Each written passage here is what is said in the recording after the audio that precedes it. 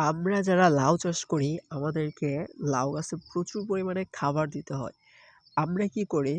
আমরা বেশিরভাগ মানুষ যা করি এবং আমি নিজেও করি, সরাসরি সার দিয়া দেই গাছের গোড়ায়। এটা হচ্ছে মানে ডিরেক্ট খাবার। তো আমি চিন্তা ভাবনা করলাম একটু ব্যতিক্রমী কিছু করা যায় কিনা। না, এটা হরলিক্স তৈরি না। এটা হচ্ছে একটা মিশ্র খাবার তৈরি। এটা হরলিক্সের উপাদানও আছে এবং সার একসাথে ২ টা মিক্স করে দিয়েছি। এটা তৈরিতে ১ম উপাদান হলো সরিষার খোল। তারপর ২য় উপাদান হলো সার। মাইডা সার নিছি, লাল সার নিছি, সাদা সার নিছি। ৩ টা সার নিছি। তারপর হচ্ছে মাছের খাদ্য। মাছের খাদ্য হচ্ছে একবারে গুঁড়া মাছের আমি ছোট মাছের খাদ্য না, আমার যে মাছ আছে মাছের ছোট মাছের খাদ্য, গুঁড়া খাদ্য ওইটা নিয়ে নিছি ডিরেক্ট। আপনি বড় খাদ্য নিলেও সমস্যা নাই, পানিতে গুলে যাবে। এখন সারের পরিমাণটা যেগুলো উপাদানের পরিমাণগুলো, এই উপাদানের পরিমাণগুলো হচ্ছে যদি আপনার ছোট পরিসরে হয় তাহলে ১ কেজি খোল নিবেন। তারপর হচ্ছে ১ কেজি ডিএপি সার নিবেন অথবা টিএসপি যেটা নেন, ডিএপি নিলে ভালো। তারপর হচ্ছে লাল সার নিবেন ২৫০ গ্রাম, ২৫০ গ্রাম সাদা সার নিবেন। আর সামান্য কিছু মাছের খাদ্য নিবেন। নিয়ে একসাথে মিক্স কইরা পানি দিয়ে দিবেন। পর্যাপ্ত পরিমাণে পানি না, মোটামুটি মিক্স হয় এরকম পানি দিয়ে এটাকে ২৪ ঘন্টা বা ১২ ঘন্টা রেখে দিবেন। তাহলে একসাথে গুলে একদম নরম হয়ে যাবে। কিন্তু যদি আপনি পানি না দেন, মানে পর্যাপ্ত পরিমাণ না, বেশি পানি দিলে সমস্যা। তো দিলে দিতে পারেন, বেশি পানি সমস্যা নেই। কিন্তু যদি আপনি পানি দিয়া না রাখেন তাহলে এটা গুলবে না। সরাসরি দিতে পারবেন না। আপনারা দেখতে পারতেছেন যে আমারটা কত সুন্দর একটা কালার হয়েছিল আমি যখন এটা তৈরি করে একসাথে রাইখা দেওয়ার পর মানে নাড়া দিই।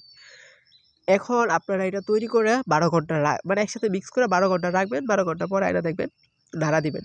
এখন যদি আমরা সরাসরি ঝরনার মধ্যে যাদের আরকি পানি দেওয়ার ঝরনাগুলো আছে গাছের গোড়ায়, ঝরনা হইলে কি সুন্দরভাবে একদিক থেকে পানি দেওয়া যায় সুন্দরভাবে। বাট ঝরনা ছাড়া সেই বিষয়টা একটু বিদঘুটে টাইপের হয়ে যায়, কষ্ট হয়ে যায়। মানে সব গাছের গোড়া সমানভাবে দিতে পারা যায় না। তাই আপনার এই ঝরনার বিষয়টা রাখতে হবে যেন আপনি সুন্দরভাবে গাছের গোড়ায় সমানভাবে পানিটা দিতে পারেন। তাই ঝরনা হচ্ছে পারফেক্ট একটা বিষয়।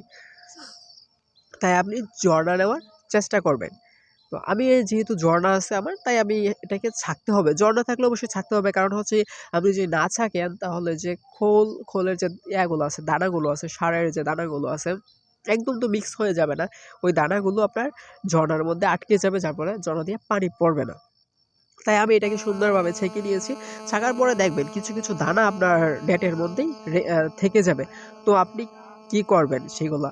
সেইগুলা হচ্ছে পরবর্তীতে পানির সাথে মিক্স করে সরাসরি গাছের গোড়ায় দিয়া দিবেন। দেখতে পারতেছেন যে ছাঁকার কারণে আমি কত সুন্দরভাবে এখন দিতে পারতেছি। এটা না ছাঁকলে কিন্তু দেওয়া যাইত না। তো আপনারা চেষ্টা করবেন সুন্দরভাবে ছেঁকে তারপর গাছের গোড়ায় দেওয়ার জন্য। আশা করি আপনাদেরকে বুঝাইতে পারছি গাছের মিশ্র খাবার পদ্ধতিটা। আমাদের ভিন্ন রকম লাউ গাছের হরলিক্স তৈরিটা আপনাদের কেমন লাগলো এবং এটার ফলাফল কি আসে সেটা অবশ্যই আপনাদেরকে দেখাবো।